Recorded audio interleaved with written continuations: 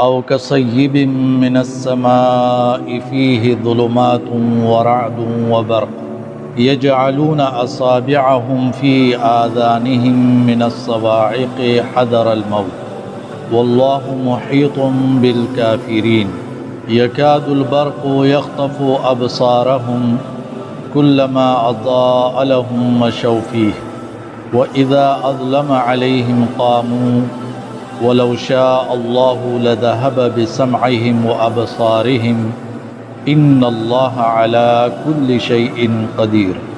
منافقین کو سمجھنے کے لیے مثال بیان ہو رہے ہیں۔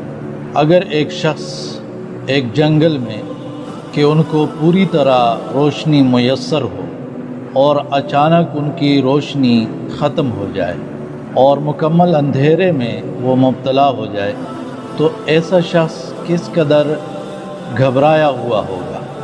اسی طرح اگر ایک شخص ہے وہ کسی ایسی ہی جگہ پر ہے اور وہاں پر موسلا دار بارش ہو رہی ہے اور بادلوں کی بھی اندھیرے ہیں اور موسلا دار بارش کا بھی اندھیرا ہے، رات کا بھی اندھیرا ہے، بہت سے اندھیروں میں وہ گھرا ہوا ہے، پھر گرج اور چمک بھی جاری ہے، کھڑاکوں کی آوازیں بھی آ رہی ہے، تو ایسا شخص کس قدر گھبرایا ہوا ہوگا۔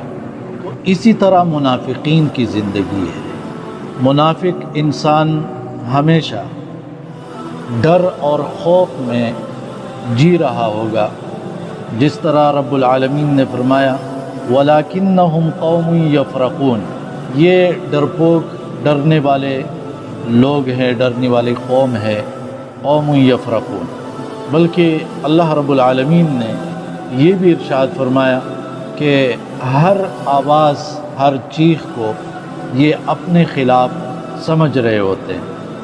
اگر کوئی چیخ آ جائے، کوئی بلند آواز آ جائے تو یہ سمجھ رہے ہوتے ہیں کہ ہماری کوئی برائی، ہماری کوئی جو ہے وہ بری حرکت کسی کے علم میں آ گئی ہے اور ہمیں پکڑنے کے لیے لوگ آئے ہوئے ہیں۔ تو یہ ان کی ڈر کی حالت ہے جس میں یہ لوگ جی رہے ہیں اور مبتلا ہے۔ یحسبون کل صیحۃ علیہم، ہر چیخ کو اپنے خلاف سمجھ رہے ہوتے ہیں۔